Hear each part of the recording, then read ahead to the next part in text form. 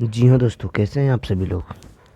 आज बात करते हैं मौलिक कर्तव्य, फंडामेंटल ड्यूटीज। मौलिक कर्तव्य सामान्यतः लोकतांत्रिक देशों के संविधान में नहीं देखने को मिलता है। जैसे अमेरिका एक लोकतांत्रिक देश है, तो अमेरिका के संविधान में मौलिक कर्तव्य की चर्चा नहीं है। वहीं साम्यवादी देशों के संविधान में मौलिक कर्तव्य की प्रावधान देखने को मिलती है। जैसे रूस, पूर्व सोवियत संघ अर्थात रूस के संविधान में मौलिक कर्तव्य की प्रावधान है। तो आप कह सकते हैं कि लोकतांत्रिक देशों में मूल रूप से मौलिक कर्तव्य की प्रावधान नहीं देखने को मिलता है, जबकि साम्यवादी देशों के संविधान में मौलिक कर्तव्य की प्रावधान देखने को मिलता है।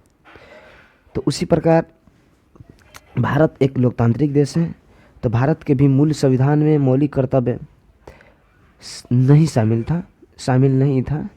तो भारत भी एक लोकतांत्रिक देश है, उसी प्रकार भारत के मूल संविधान में मौलिक कर्तव्य शामिल नहीं था। तो भारत के मूल संविधान में मौलिक कर्तव्य को रूस से लिए गए हैं। तो पूछा जाता है मौलिक कर्तव्य कहाँ से लिए गए हैं, तो रूस के संविधान से लिए गए हैं। भारत के मूल संविधान में मौलिक कर्तव्य का प्रावधान नहीं था। तो एक कमेटी आई, सरदार स्वर्ण सिंह कमेटी। तो सरदार स्वर्ण सिंह कमेटी की अनुशंसा पर 42वें संविधान संशोधन 1976 के तहत भारत के संविधान में मौलिक कर्तव्य को शामिल किया गया। किस कमेटी के सिफारिश से? सरदार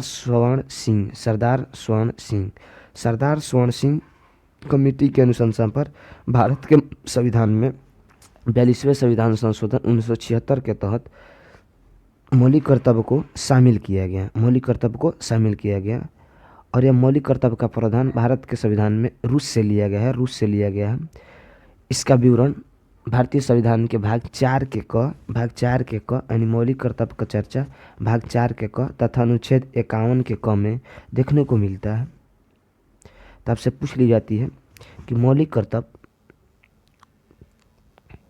फंडामेंटल ड्यूटीज की चर्चा किस में मिलती है, तो भाग 4 के क अनुच्छेद 51 के क में देखने की मिलती है। नेक्स्ट, तो मौलिक कर्तव्य किसकी अनुशंसा पाई, किस कमेटी की अनुशंसा हुआ, तो सरदार स्वर्ण सिंह कमेटी। मौलिक कर्तव्य की कुछ विशेषताएं हैं कि मौलिक कर्तव्य वाद योग्य नहीं होते हैं, न्यायालय में वाद योग्य नहीं होता है। मतलब कि मौलिक कर्तव्य को लेकर हम न्यायालय में नहीं जा सकते हैं, उनके खिलाफ न्यायालय में बातें नहीं रख सकते हैं। कह सकते हैं कि मौलिक कर्तव्य न्यायालय में वाद योग्य नहीं होता है।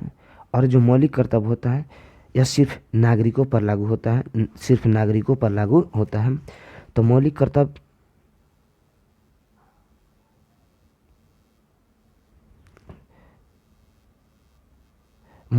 की विशेषता यह है कि क्या न्यायालय में वाद योग्य होगा? नहीं, यह न्यायालय में वाद योग्य नहीं होगा। सिर्फ यह किस पर लगता है?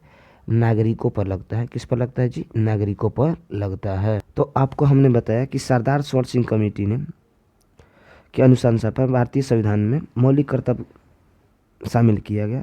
तो सरदार स्वर्ण सिंह ने 8 मौलिक कर्तव्य को शामिल करने का सिफारिश किया। सरदार स्वर्ण सिंह कमेटी ने भारतीय संविधान में 8 मौलिक कर्तव्य को शामिल करने का सिफारिश किया। तो पूछ लेता है कि सरदार स्वर्ण सिंह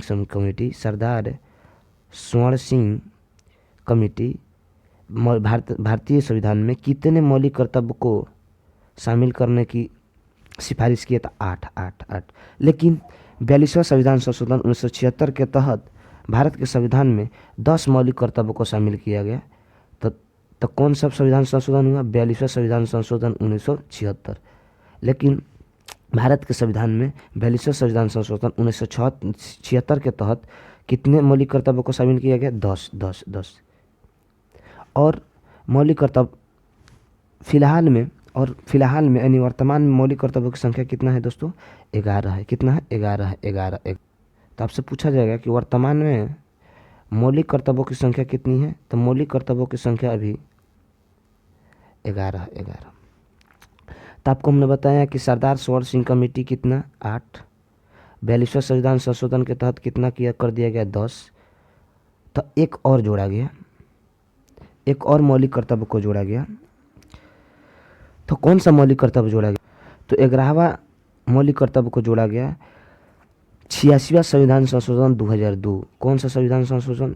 86वां संविधान संशोधन 2002।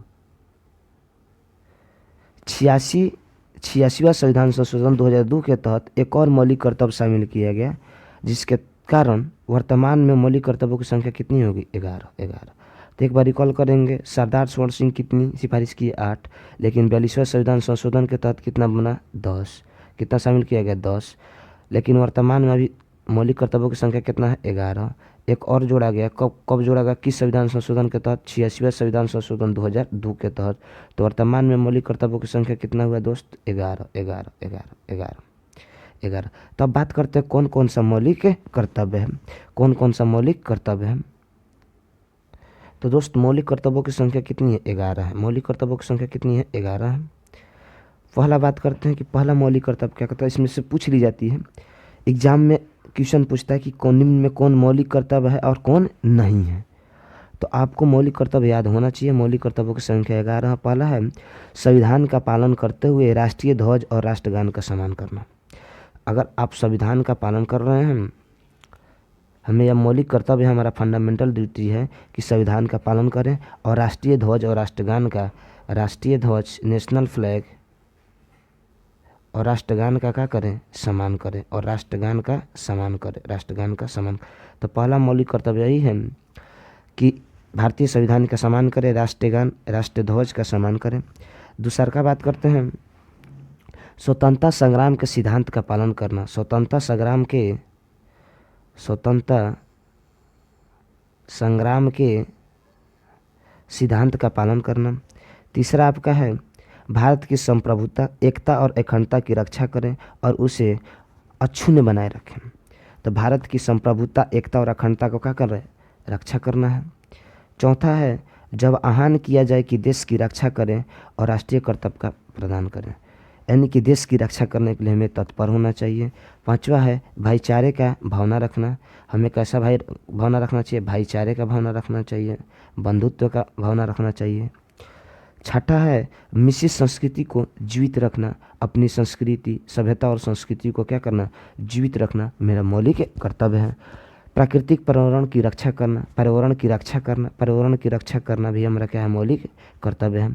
आठवां है वैज्ञानिक सोच विकसित करना, यानी कि साइंटिफिक थॉट को डेवलप करना, वैज्ञानिक सोच विकसित करना। सार्वजनिक संपत्ति की सुरक्षा करना। नौवां आपका है सार्वजनिक संपत्ति का सुरक्षा करना, जैसे स्कूल के सामान, बोर्ड वगैरह, ये सब जितना भी सार्वजनिक चीज़ है उसकी क्या करना? सुरक्षा करना। सार्वजनिक चीज़ को अपना चीज़ समझना। जिस तरह अपने वस्तु को हम लोग अपने चीज़ को सुरक्षा प्रदान करते हैं, उसी प्रकार सरकारी चीज़ों के, यानी कि सार्वजनिक चीज़ों को भी क्या करना चाहिए? सुरक्षा प्रदान करना चाहिए, मेरा मौलिक कर्तव्य है। उत्कृष्टता के लिए प्रयास करना, अपने आप को उस फील्ड में वृद्धि कर देना कि मैं एक बेहतर बनूं, उत्कृष्टता के लिए प्रयास करना। और 11वां जो है मौलिक कर्तव्य को 86वां संविधान संशोधन 2002 के तहत जोड़ा गया। यह शिक्षा से रिलेटेड है कि सभी माता पिता, यह इम्पोर्टेंट है, सभी माता पिता और अभिभावक की जिम्मेदारी है कि वे अपने 6 से 14 साल के बच्चों को स्कूल भेजें। तो 11वां मौलिक कर्तव्य क्या कहता है भाइयों कि 11वां मौलिक कर्तव्य को 86 संविधान संशोधन 2002 के तहत जोड़ा गया है। और इसमें यह प्रावधान है, 11वां मौलिक कर्तव्य यह है कि सभी माता पिता और अभिभावकों की जिम्मेदारी है, कि अपने बच्चे को 6 से 14 वर्ष के बच्चों को स्कूल भेजें। तो 11वां मौलिक कर्तव्य किस संविधान संशोधन के तहत जोड़ा गया? तो 86वां संविधान संशोधन 2002 के तहत। तो फिर से आपको रिकॉल करता हूँ मौलिक कर्तव्य। तो आपको बता दिए